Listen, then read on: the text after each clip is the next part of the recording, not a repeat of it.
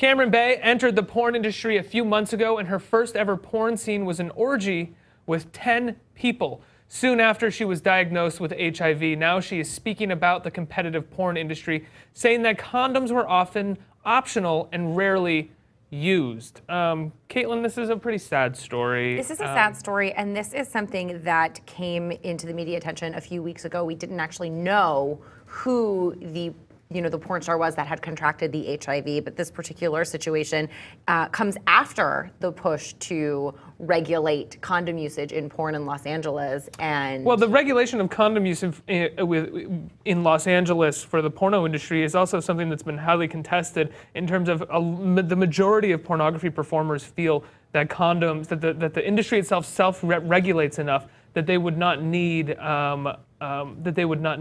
condoms to do so, and that the performers themselves generally do not contract HIV from each other. They are very well tested and they are very well regulated.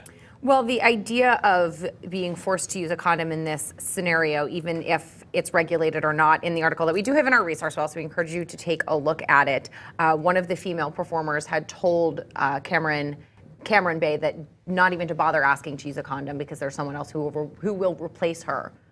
Right. Who won't want to use one. So it was really, according to this woman, very, very frowned upon. And she goes on to talk about her very brief experience in the porn industry, saying that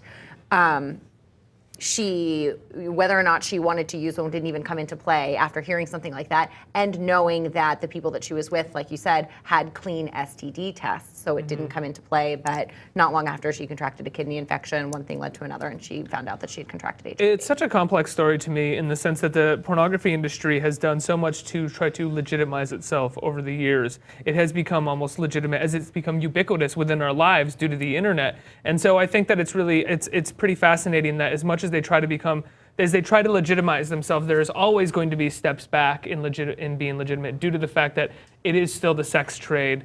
Shady things are going to happen within that trade. It is incredibly difficult to actually regulate that and control things that happen within there. In this particular situation, it gets even worse because Cameron Bay does now have to get surgery on one of her breasts in her final scene, which is the one where condoms were essentially optional. She chose to leave it up to the man because he had a clean STD test.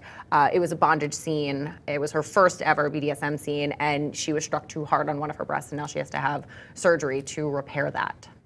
So the story just seems to kind of be getting worse and worse.